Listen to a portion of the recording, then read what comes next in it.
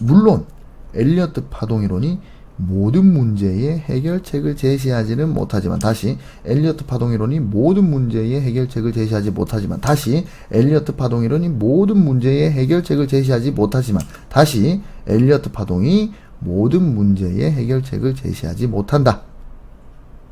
다시 모든 문제의 해결책을 제시하지 못한다.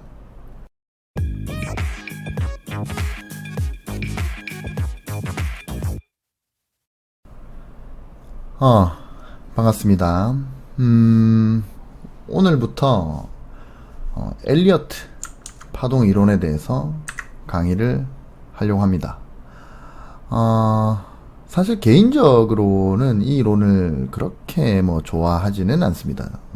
이유가 여러 가지 있는데, 이게 이제 엘리어트 파동 이론이라는 게 사용하는 사람에 따라서, 그러니까 이 카운팅을 하는 사람에 따라서 예측이 좀 달라질 수 있다는 거 하나. 그리고 두 번째, 이 엘리어트 파동 이론에 대해서 정확하게 파악하지 못하는 상태에서, 그러니까 이 이론을 완벽하게 숙달하지 못한 상태에서 뭔가 이 전문가처럼 보이려고 사기치는 사람이 너무 많아가지고, 엘리어트 이론을 처음 접하신 분들은 이 이론이 주식시장의 어떤 금과 옥조가 된 것 마냥 생각한다는 거 하나. 이게 사실 별거 없는 이론이긴 한데, 별거 없다기보다는 이게 이 엘리어트 파동 이론을 알면은 내가 주식시장에서 백전백승을 한다 그런 건 아닌데, 근데 이거를 너무 대단하게 생각을 한다는 거 하나. 이거는 이제 방금 말씀드렸다시피 이 이론에 대해서 명확하게 정확하게 파악하지 못하는 상태에서 그냥 뭔가 좀 전문가적으로, 그러니까 남들이 모르는 거를 막 이렇게 설명을 하면 뭔가 전문가처럼 보이잖아요. 그런 사기꾼들이 너무 많다. 그런 사기꾼들한테 여러분들이 너무 많이 속아가지고 엘리어트 파동 이론이 너무 대단한 이론인 것처럼 인식하신다는 거 하나. 그리고 세 번째, 이 이론에 대한 어떤 수학적 근거가 좀 빈약합니다. 엘리어트 파동 이론이라는 것 자체가 어떤 과학적 근거, 수학적 근거, 그런 게 조금 빈약해요. 요거는 엘리어트 파동 이론은, 이게 관찰에 의해서 나오는 어떤 패턴을 가지고, 패턴을 파악해서, 만든 이론이기 때문에 조금 그래요. 저 같은 경우에는 이제 이 수학적 계산을 통해서 이건 합리적이다라고 판단하는 그런 지표들이나 어떤 기술적 분석을 좀 좋아하는 편이지, 이렇게 어떤 패턴 이론에 대한 거는 그래서 딱 그렇게 제가 좋아하지는 않는다. 그럼에도 불구하고 제가 엘리어트 파동 이론에 대해서 강의하는 이유는, 첫 번째, 너무나도 많은 분들의 이 요청이 있었다는 겁니다. 진짜 제가 여러분들 댓글 다는 거 보면은 거의 절반은 엘리어트 파동을, 절반은 아니지만 하여튼 엄청나게 많은 댓글이 엘리어트 파동을 강의해달라 라는 요청이 있어서고, 두 번째, 이 엘리어트 파동 이론으로 이거 매수나 아니면 매도의 포인트를 찾겠다, 그 시점을 찾겠다라는 거는 제가 그닥 추천하진 않지만, 어떤 이제 시장의 움직임, 이 시장의 움직임 속에서 현재의 위치가 어느 국면인지 느끼는 정도라면 여러분들이 알아두어서 나쁘지 않은 이론이기 때문이며, 그 다음에 세 번째는 제 채널을 시청하시는 여러분들을 제가 너무나도 좋아하기 때문입니다. 이게 무슨 말이냐면, 딴 데서 어줍잖게 엘리어트 파동 이론을 배우심으로 인해서 여러분들이 이 엘리어트 파동에 대한 오해가 생길까봐 기왕 배우실 거 명확하게 정확하게 교과서대로 배우셔라 라는 그런 생각으로 제가 엘리어트 파동 이론에 대한 강의를 하게 됐다는 겁니다. 다시 한번 말씀드리지만 저는 이 이론을 그닥 그렇게 좋아하진 않아요.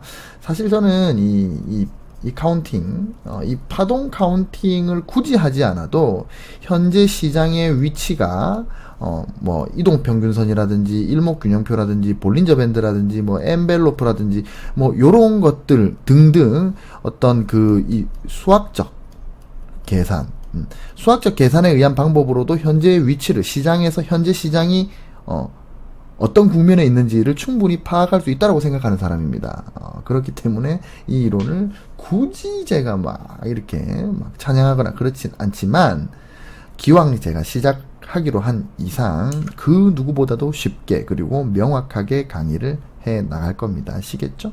자, 그러면 1편 잡설이 길었습니다. 그 전에 저한테 뭐지? 슈퍼땡스? 슈퍼땡스 해가지고 댓글에다가 10,000원씩 보내주신 분들이 있어요. 김TK님이랑, 그 다음에 안요이님인가? 그 두 분께 감사하다. 제가 댓글을 못 달아가지고, 감사하다는 말씀 드리면서, 자, 그러면 본격적으로 1편 들어가기 시작해 보겠습니다. 우선은 이 엘리어트 파동 이론은 제가 이제 어떤 수학적 공식에 의해서 나오는 이론도 아니고, 그렇기 때문에 어떤 저의 주관이나 어떤 저의 해석을 여러분들께 강의를 하면 그것조차도 사이비가 될 수가 있기 때문에 저는 책 내용을 그대로 설명드릴 예정입니다. 그러니까 교과서대로 말씀을 드릴 겁니다. 그러니까 바쁘신 분들은 제 영상을 굳이 보지 않으셔도 요 책을 읽으시면 됩니다. 제가 엘리어트 파동 이론에 관한 책을 여러 가지 읽었는데 그나마 이 책이 제 개인적으로는 좀 마음에 들어서, 그래서 저는 이 책으로 여러분들께 엘리어트 파동 이론을 좀 설명드리고 마음을 먹었고, 생각보다 나쁘지 않아요, 책이. 다만 여러분들이 바쁘시면 이 책만 읽으셔도 상관이 없습니다. 제 강의를 듣지 않으셔도 되지만, 책에 나오지 않는, 그러니까 어떤 저의 주석을 제가 중간중간에 섞을 예정이기 때문에, 책만 보시는 것보다는 아무래도 영상을 보시고 공부하는 게 여러분들께 조금 더 도움이 될 거다. 아시겠죠?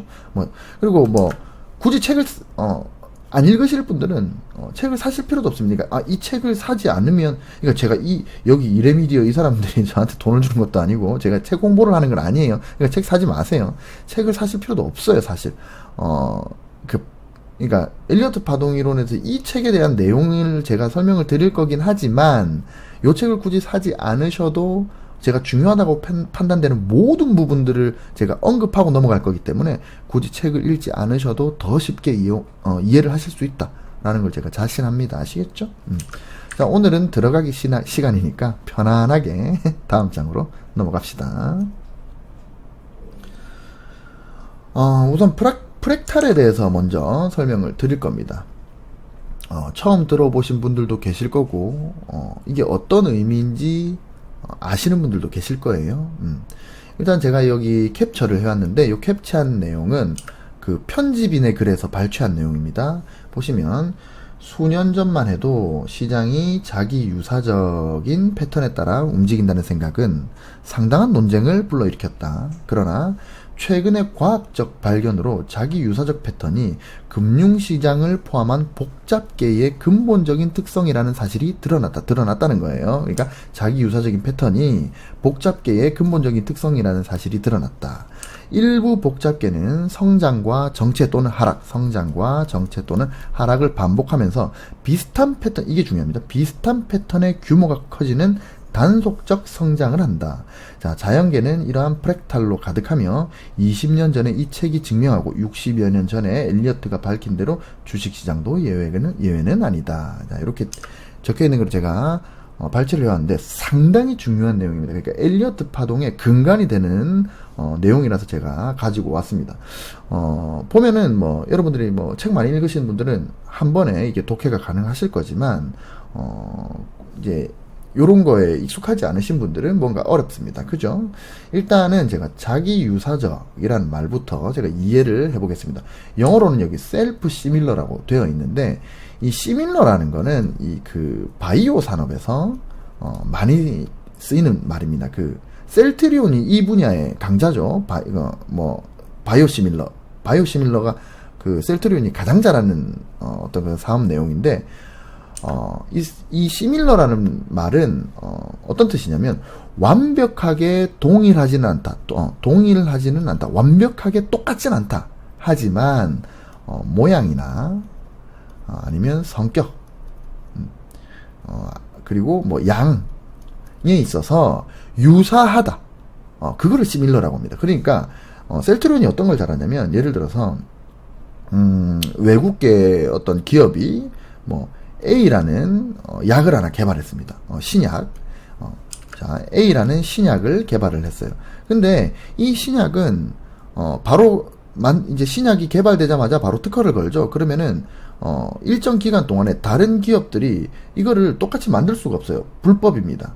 그래서 이 신약과 이제 아주 유사한 그러니까 완벽하게 동일한 거를 만들면은 불법이지만 유사하게 모양이나 형태나 아니면 어떤 효능이나 그런 거를 새롭게 만드는 겁니다. A-1을 만드는 거지.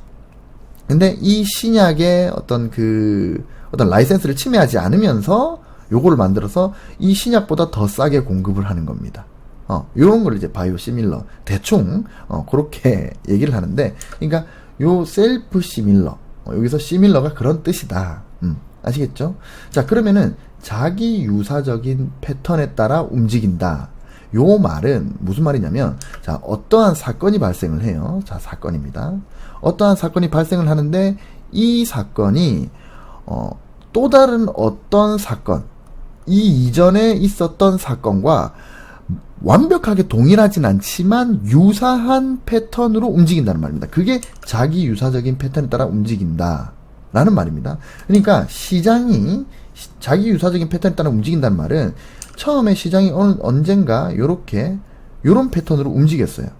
근데 시간이 지나서 또 어떤 시점에는 요거랑 똑같은 패턴으로 이렇게 움직인다는 겁니다. 그게 자기 유사적인 패턴. 근데 이거는 완벽하게 동일하진 않습니다. 이게 더 길 수도 있고, 아니면 더 작을 수도 있고, 더 시간이 오래 걸릴 수도 있고, 여튼간에 이 N자가 이후에, 처음에 이 N이 있었고, 이후에 어떤 사건이 발생할 때 어떤 형태인지 정확하게 동일하진 않지만 비슷한 형태, 비슷한 양, 비슷한 크기, 뭐 이런 식으로 해가지고 자기 유사적인 패턴에 따라 움직인다, 시장이. 요런 뜻입니다. 그러니까 이 개념이 엘리어트 파동 이론이 태동한 가장 기본적인, 가장 기초적인 어떤 개념이 되는 겁니다. 즉 제1 사건이 생기고 시간이 지나서 제2, 제3의 사건이 생기는데 이것이 2사건, 3사건이 이 제1 사건과 유사한 패턴에 따라 생성된다는 뜻입니다. 이거는 과거에 어떠한 사건에서 시장이 요렇게 움직였다면 이후에 시장이 크기가 다를지언정 모양이나 성격 또는 크기가 과거의 어떤 사건과 유사한 패턴 요렇게 따라 움직인다는 뜻이 되는 거죠. 그죠? 그래서 요렇게 자기 유사적인 패턴이 금융시장을 포함한 복잡계의 근본적인 특성이라는 사실이 드러났다. 자, 이렇게, 그러니까, 자기유사적 패턴이 금융시장을 포함한 복잡계의 근본적 특성이다. 자, 그러면 여기서 이제 우리가, 요거를, 복잡계를 한번 풀어봅시다. 복잡계는 영어로 이게, 컴플렉스, 시스템입니다. 영어가 개발이네. 컴플렉스 시스템. 이거는 복합적인, 이게 복잡계 하니까 조금 어려운데, 이걸 영어로 풀면 복합적인, 복합적인 시스템이다. 요런 의미가 되는데, 복잡계라는 거는, 이게 조금 복잡하긴 한데, 말 그대로 복잡하긴 한데, 조금 쉽게 설명을 드려볼게요.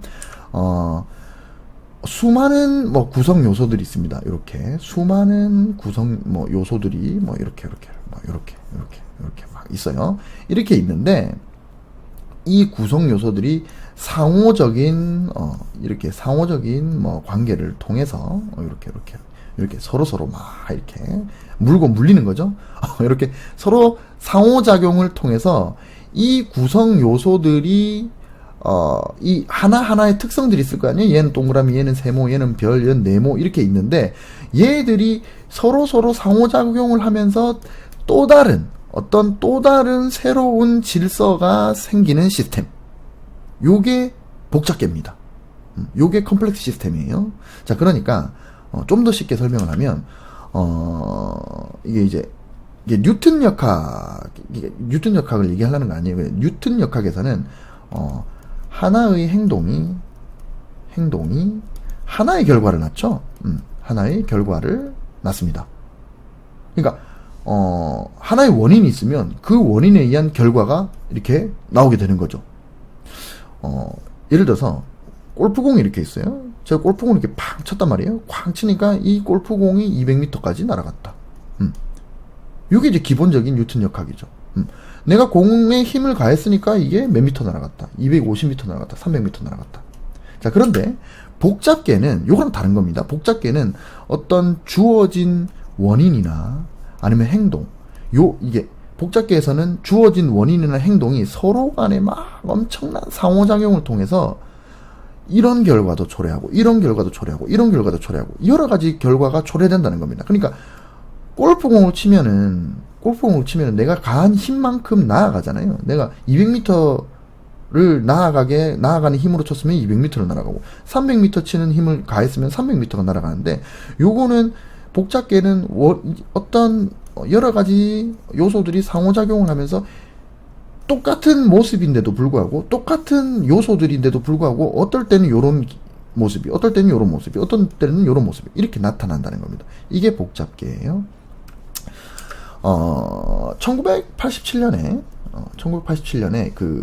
이제 덴버 공항에서 이제 여객기가, 이제 비행기가 갑자기 엔진이 멈추면서 지상으로 이렇게 추락한 사건이 있었어요.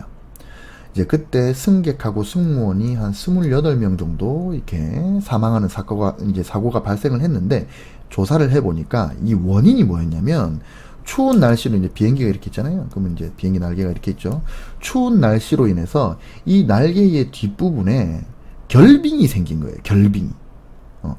근데 날개 뒷부분에 결빙이 생겼다고 비행기가 전부 추락하는 건 아니죠. 근데 이게 또 가능했다는 겁니다. 그러니까 비행기가 이제 날아가면서 이제 비행기 이제 속도가 막 증가를 하면서 이 결빙들이 생겼는데, 이 결빙이 이제 이 얼음 조각 주변에 이제 소용돌이가 이렇게 만들어진 거예요. 소용돌이가 막 이렇게. 그러면서 이 소용돌이가 점점 확대돼가지고 여기서 난기류가 발생을 한 겁니다. 그래가지고 이 난기류로 인해서 엔진이 멈추고 비행기가 추락을 했다는 거예요. 진짜 별거 아닌 일인데도 불구하고 비행기가 추락해서 사람이 사망하는 사건이 발생하게 되는 겁니다. 그 나비 효과 아시죠? 나비 효과. 나비 효과도 이게 복잡계를 설명하기에 좋은 예시입니다. 어떤 한 곳에서 일어난 나비의 날개짓이 뉴욕에는 이 태풍을 일으킬 수 있다. 는 이론이죠. 지구상에는 수많은 나비가 있고 그 나비의 날개짓이 모조리 지구 반대편에 태풍을 일으킬 리는 없겠죠.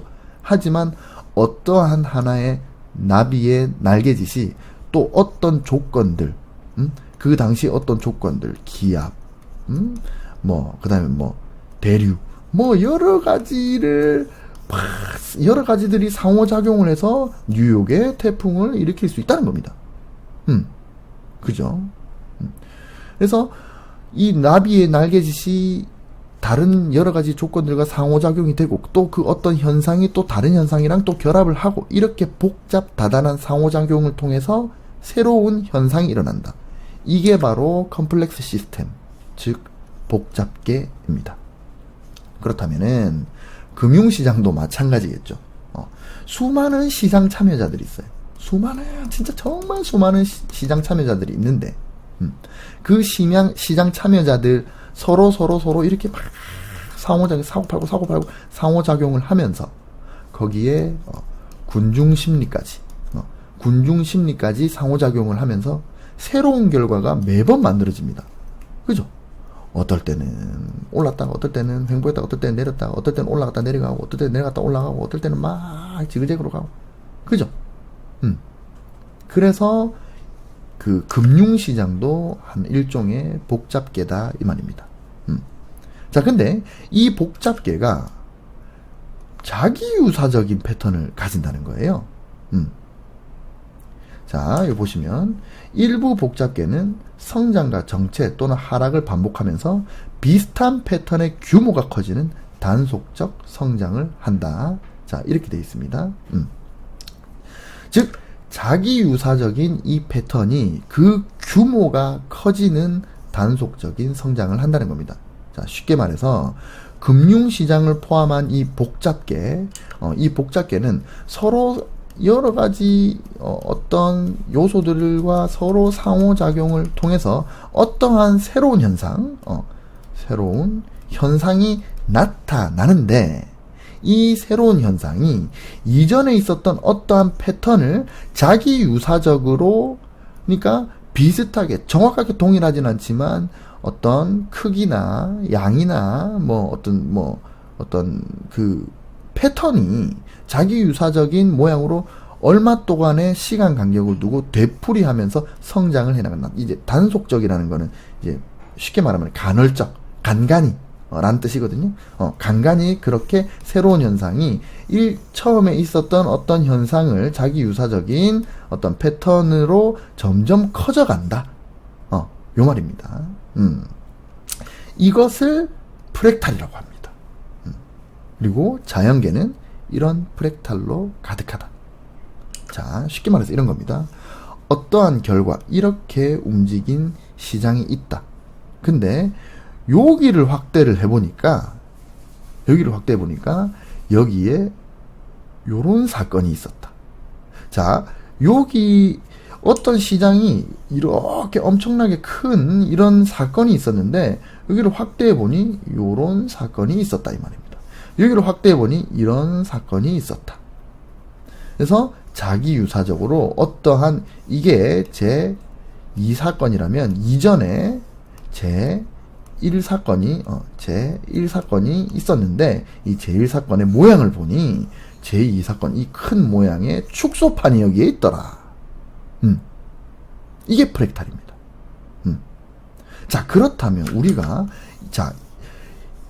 이거를 우리가 예측하기 위해서 이 포인트, 여기 시작 지점에서 우리가 어떠한 뭔가가 발생을 했다면, 예를 들어서 지금 이렇게 돼 있어요. 이렇게 돼 있는데 여기서 이거를 발견해냈다면, 그리고 분석한다면 이 사건이 복잡계의 상호작용을 통해서 어떠한 큰 시장, 그러니까 단속적인 성장, 자, 자기 유사적인 패턴으로 그 규모가 커지는 단속적 성장을 할 건데, 우리가 그러면 요 패턴을 찾아낸다면 요 패턴과 똑같이 단속적 성장을 한 패턴이 크게 나타나지 않을까. 그래서 요거를 우리가 분석해낸다면, 그러면은 어떠한 지점에서 그 자기 유사적인 패턴이 단속적 성장을 한 어떠한, 여기서도 이런 모습이 나올 거고 크게도 이런 모습이 나오지 않을까? 라고 예측을 할 수가 있다 이 말입니다. 그게 바로 프랙탈이고, 이 프랙탈 이론이 엘리어트 파동 이론이 태동하는 핵심 이론입니다. 아시겠죠? 그러니까 지금 엘리어트 파동을 여러분 사실상 다 배운 겁니다. 엘리어트 파동은 뭐다? 엘리어트 파동은 어떠한 사건이 있고, 큰 사건이 있고, 근데 이 사건은 이전에도 이렇게 있었고, 여기도 있었고, 여기도 있었고, 그 다음에 여기도 있었고, 여기도 있었고, 여기도 있었다. 그리고 요걸 뜯어보니 또 여기도 이렇게 있었다. 하나, 둘, 셋. 하나, 둘, 셋, 넷, 다섯.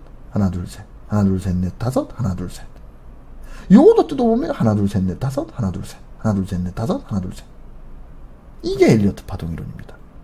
즉, 프랙탈 이론이다. 아시겠죠? 그래서 최근에 과학적인 발견을 했는데 금융시장이 이렇게 움직이더라 이 말입니다. 금융시장에 우리가 복잡계라는 건 여러 가지 상호작용을 통해서 어떠한 새로운 현상들이 나타나는데, 그 현상들이 앞에 어떤 사건이 자기 유사적인 패턴에 의해서 간헐적으로 엄청나게 커지는 그런 모습이 나타나더라. 아시겠죠? 이게 엘리어트 파동, 다시 말씀드리지만 엘리어트 파동이라는 어떤 그 이론이 나오게 되는 태동 이론입니다. 아시겠죠? 넘어갑시다. 상당히 중요한 내용이에요. 자, 제가 인간이라고 제목을 달았습니다. 보시면 한 세대가 가고 다음 세대가 오지만 땅은 영원히 남는다. 또 태양은 떴다가 져서 온 곳으로 서둘러 돌아간다. 바람은 남쪽으로 불다가 방향을 돌려서 북쪽으로 불며 계속 맴돈다. 모든 강은 바다로 흘러가지만 바다는 넘치지 않으며 흐름은 다시 강으로 돌아간다. 있었던 일은 앞으로 있을 일이며 행해질 일은 앞으로 행해질 일이다. 태양 아래 새로운 것은 없다. 그죠? 이게 뭡니까? 이게 바로 자기 유사적인 패턴이 이 복잡계에서 단속적, 간헐적 성장을 통해서 어떤 프랙탈 이론으로 나타난다. 그죠? 자, 그리고 이러한 현상이 나타나는 이유는 인간의 본성, 그리고 그 패턴, 인간의 본성과 패턴이 변하지 않기 때문에 이러한 프랙탈 현상이 일어난다라고 이 책은 설명합니다. 어떤 그 경기의 상승, 경기의 상승, 경기의 하강, 즉 이 경기 순환, 이 순환을 설명하는 이론이 수백 가지가 나왔는데 이러한 이 수백 가지의 이론들은 뭐 통화 공급의 변동, 재고의 과다 조정, 뭐 과소 조정, 정치적 영향에 따른 뭐 교역량의 변화, 이거 다 책에 나온 거예요. 소비자의 태도, 자본의 지출, 심지어 태양의 흑점과 행성의 배열, 이거를 순환의 근거로 들었습니다. 수많은 이론들이 경기 순환을. 근데 자, 영국의 경제학자 피구라는 사람은 인간의 심리가 경기 순환의 이유다. 그러니까 경기 순환의 이유는 뭐 통화 공급의 변동, 재고의 과다 조정, 과소 조정, 정치적 영향에 따른 교역량 변화, 자본의 지출, 뭐 태양의 흑점, 이딴 게 아니라 인간의 심리가 경기 순환의 이유다, 이 말입니다. 과도한 낙관에 뒤이은 과도한 비관이 경기의 상승과 하강을 초래한다. 한쪽으로 지나치게 치우치는 분위기는 공급 과잉을 초래한다. 그죠? 미친 듯이 막 오를 거야. 계속 사람들이 막 미친 듯이 매수를 해요. 연끌해요. 부동산 이만큼 올라갔어요. 그럼 뭡니까? 여기서부터는 아이고 가격 많이 올랐네. 다 파는 거죠. 공급 과잉을 초래한다. 그래서 다시 반대쪽으로 미친 듯이 지나치게 치우치면은 그때는 뭡니까? 이제 팔 사람 다 팔았죠. 이제는 가격이 낮은 상태니까 팔고 싶지 않죠. 안 팔아. 네, 가격이 낮으니까 사고 싶죠. 공급 부족을 초래하는 겁니다. 이게 인간의 심리다. 그리고 이 경기의 순환, 경기의 상승과 하강은 이 인간의 심리가 좌우한다. 그리고 이처럼 한쪽의 과잉이 반대쪽의 과소를 낳는 현상은 영원히 계속된다 그랬습니다. 자, 그리고 주식 투자로 수백만 달러를 번 그 엄청난 거부이자 대통령의 자문을 지낸 이 바루크라는 사람은 이렇게 얘기합니다. 실질적으로 주식시장에 변동을 일으키는 것은 사건 자체가 아니라 사건에 대한 사람들의 반응이다. 자, 간단히 말해서 수백만 명의 사람들이 특정한 사건에 대하여 가지는 감정이 미래에 영향을 끼친다. 자, 수백만 명의 사람들이 특정한 어떠한 사건에 대해서 가지는 이 감정, 인간의 감정이 미래에 영향을 끼친다는 겁니다. 주식시장, 결국 사람이 움직인다. 사람들은 미래를 읽으려고 애쓰는데 이러한 경향이 주식시장의 움직임을 극적으로 만든다. 주식시장은 상반되는 판단, 희망과 공포, 강점과 약점, 그 다음에 탐욕과 이상이 뒤섞이는 곳이다 라고 얘기를 했답니다. 자, 제가 예전에 제가 했던 이야기 여러분들 기억나실지 모르겠는데, 제가 제 강의의 3강 심리 분석의 이해인가? 심리 분석의 이해, 요 편에서 제가 말씀을 드린 건데, 자, 소스타인 베블런이 유한계급론에서 사람의 선택, 자, 사람의 이거 중요합니다. 사람의 선택, 요 선택은 이제 그 당시에는 이제 이 베블런이 유한계급론에서 언급하기 전에 그 당시에는 주류 경제학에서는 인간은 합리적인 존재이며 합리적 선호이론을 가지고 있다. 그러니까 인간의 선택은 항상 합리적이다. 내가 이득이 되면 취하고 내가 손해가 되면 그거는 버린다. 그래서 사람은 항상 합리적인 선택을 한다라는 게 주류 경제학을 전부 다 휘어잡고 있는 이론이었는데 아니다. 소스타인 베블런이 이렇게 얘기합니다. 사람의 선택은 합리적으로 이루어지는 게 아니라 탐욕, 그 다음에 공포와 같은 원초적인 심리 요인에 의해서 지배받는다고 했습니다. 그러니까 희망과 공포, 그 다음에 강점과 약점, 탐욕과 이상, 똑같은 말이죠. 이 바루크라는 사람과 소스타인 베블런은 똑같이 얘기했습니다. 자, 그리고 제가 3강의 심리분석의 2에서 또 이렇게 얘기를 했어요. 데니얼 카너먼의 생각에 관한 생각이라는 책에서, 자, 인간의 판단, 이 인간의 판단이나 의사결정은 합리적 선호이론과 뭐다? 정반대로 이루어진다라고 제가 말씀드렸습니다. 데니얼 카너먼은 노벨 경제학상을 받은 사람입니다. 엄청나신 분이에요. 자, 그리고 험프리 네일의 상반사고 이론도 제가 그때 언급을 했는데, 어떤 군중의 생각이 정치적이나 아니면 경제적인 요인에서 한쪽으로 이렇게 치우친다면 결과는 무조건 반대로 나타난다. 그러면 이 군중의 생각은 합리적이지 않았죠. 왜냐면 군중의 생각은 다 옳은다고 생각하면은 시장은 반드시 하락을 한다. 군중의 생각이 아이고 이제 망했어, 이제 주식시장 끝이야, 나는 끝났어, 그러면서 막 뉴스에서는 완전히 뭐 주식 실패에 의한 비관으로 인해서 자살을 하고, 그러면 시장 무조건 올라가게 돼 있습니다. 험프리 네일의 상반사고 이론인 거죠. 자, 그때 제가 언급했던 것들과 지금 피구와 바르크가 말한 거는 같은 맥락인 겁니다. 결국에 이 시장은 그 인간의 심리가 복잡계에서 서로 막 뒤섞여가지고, 그래서 아이고 다시 자, 다시 내가 어디까지 얘기했지? 그러니까 인간의 심리가 복잡계에서는 서로 막 뒤섞여가지고 새로운 사건을 만들어낸다 이겁니다.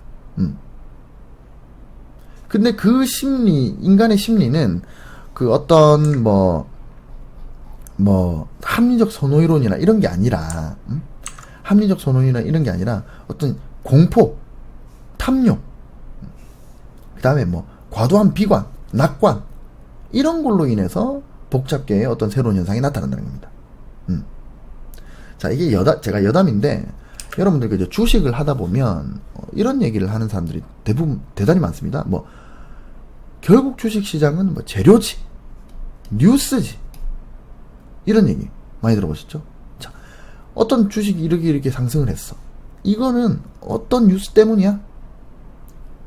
어떤 주식이 이렇게 하락을 했습니다. 이거는 어떤 뉴스 때문에 떨어진 거야. 근데 이거는 정말 잘못된 생각이에요. 뉴스는 결코 주식시장의 눈꼽만큼도 직접적인 어떤 영향을 끼치지 않습니다. 눈꼽만큼도. 병아리 눈곱 반토막만큼도 끼치지 않아요. 금융시장은, 주식시장은 복잡계입니다. 복잡계.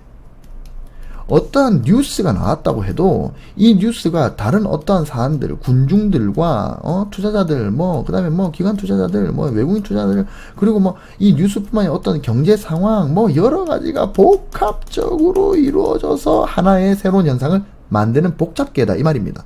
주식시장은. 근데 뉴스가 있었기 때문에 이 주식이 올랐다는 뭡니까? 이거는 뉴턴 역학의 기초역학과 같은 거죠. A가 있기에 B가 되었다. 이거는 말이 안 되는 거예요. 그래서 여러분들 뉴스는 참고만 하고, 근데 그 뉴스가 이렇게 된다? 정확하게 말하면, 여러분 잘 생각해 보세요. 자, A 기업이 특허를 냈어요. 특허. 그래서 상한가가 갔다 칩시다.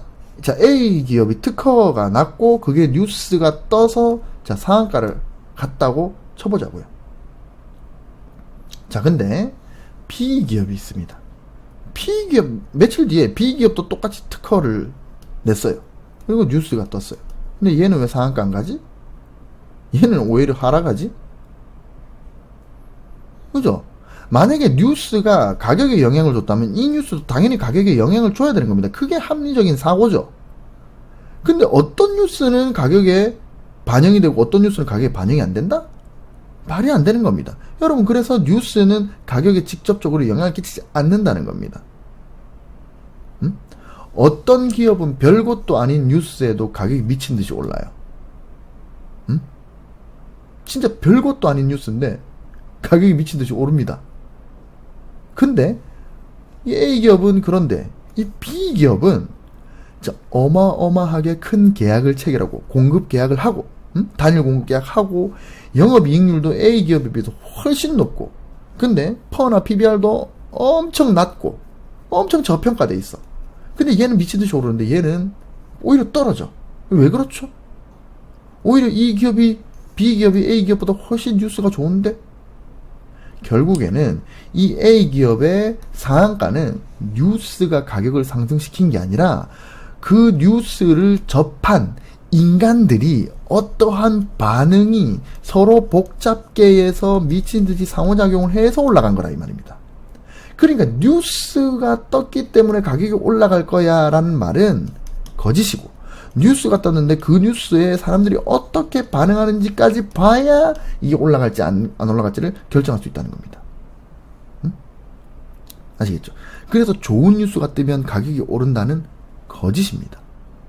어떤 뉴스든지 간에 그 속에서 인간들의 그 합산 군중 심리가 어떤 식으로 서로 상호작용을 해서 마치 나비 효과처럼 복잡게 결과를 내느냐에 따라서 가격이 오르는 겁니다. 여러분들 단타 치시는 분들 있죠? 뉴스나 재료 매매 하시는 분들도 자세히 보면은 그분들이 뉴스가 떴다고 다 사지 않아요. 예를 들면 이런 겁니다. 예를 들어서 A 기업이 있어요. 근데 새벽 1시에 뉴스가 떴어요. 엄청난 호재 뉴스야. 근데 지금 장은 지금 마감이 돼 있어. 내일 아침에 그럼 아무것도 재지도 않고 이 단타 뉴스 재료 매매하는 사람들이 A기업을 바로 삽니까? 아닙니다. 어떻게 삽니까? 뉴스가 뜬 이후에 그 종목을 지켜봅니다. 호가창을 지켜본다고요. 지켜본 뒤에 이 뉴스가 사람들을 어떤 식으로 상호작용하게 만들어서 지금 거래대 규모에 들어오는구나. 사람들이 이 시장가로 막 긁어대고 있구나. 가격이 상승하겠구나. 그러면 이 단타 매매, 재료 매매를 하는 사람들은 A기업의 뉴스를 보고 산 게 아니죠. 뉴스로 인해서 인간의 군중 심리가 어떻게 반응하느냐를 보고 매수를 하는 거죠. 그래놓고 이 사람들은 뉴스 보고 매매한다고 거짓말합니다. 자기도 뉴스 보고 매매한다고 스스로한테 거짓말을 합니다. 사실은 그게 아니다. 결국 가격을 이렇게 상승시키는 건 뭐다? 인간의 심리다. 탐욕과 공포다. 아시겠죠? 자, 넘어갑시다. 이 중요한 겁니다. 그렇게 왜 제가 요런 것까지 책에서 가져와서 이렇게 설명을 드리냐면, 왜 뉴스까지 얘기를 하느냐.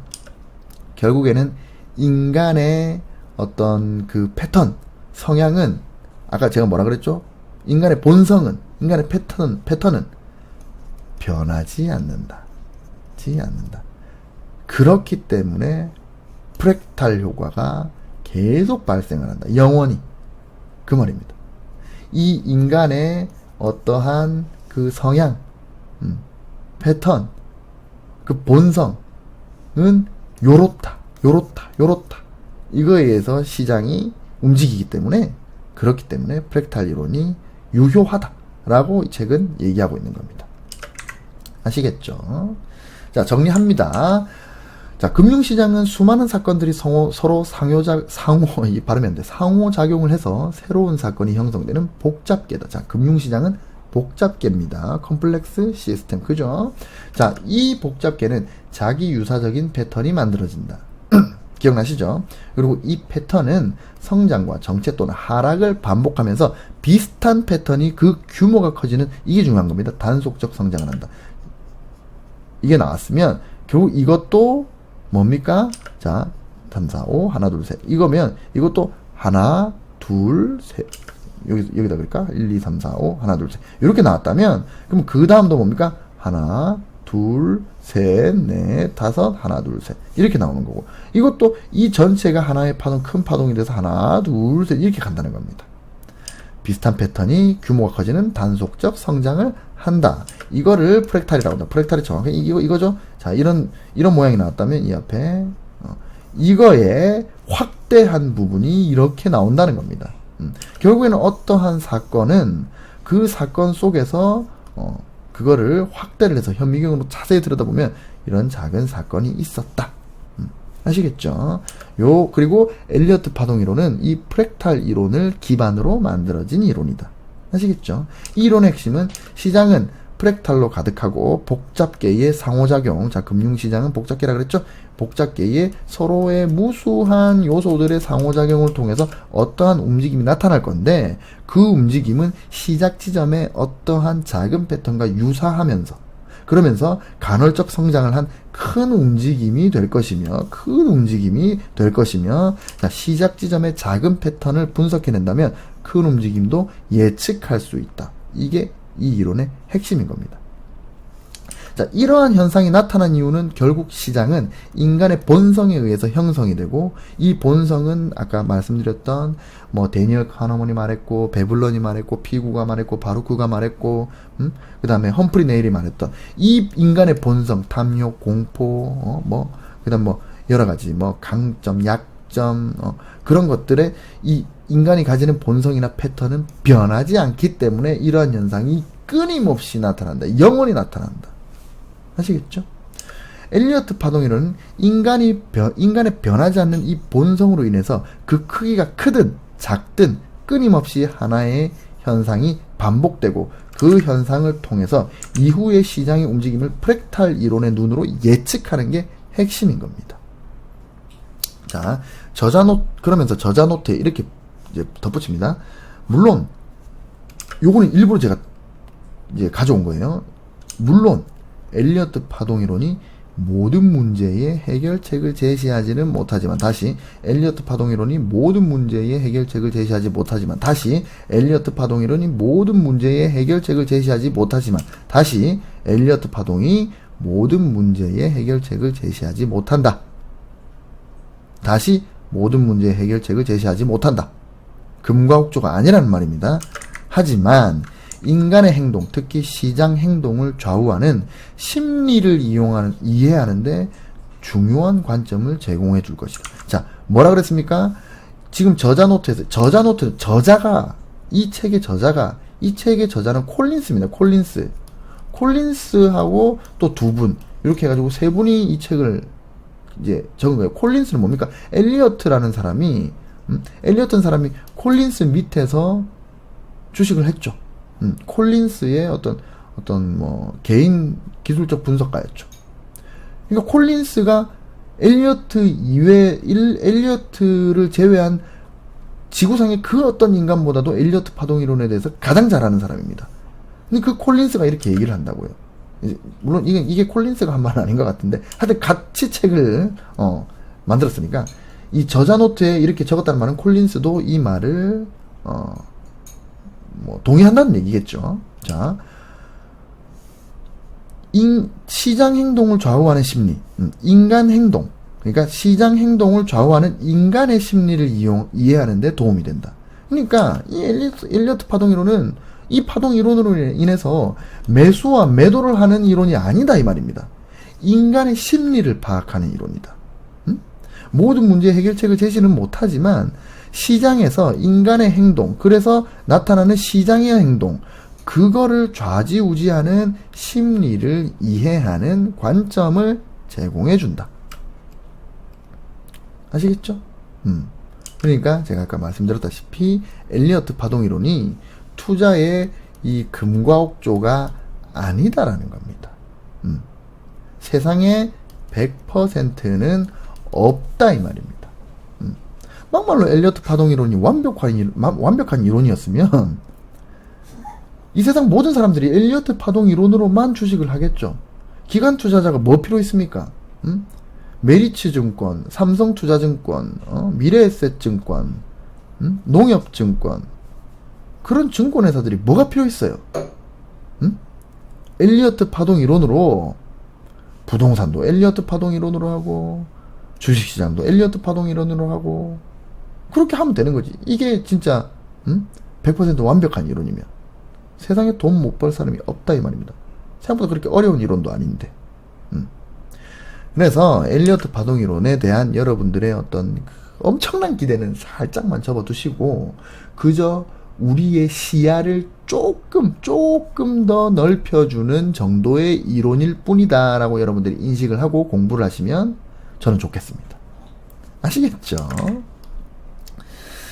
자, 이렇게 해서 엘리어트 파동 이론의 1편 들어가기를 제가 마무리를 하겠습니다.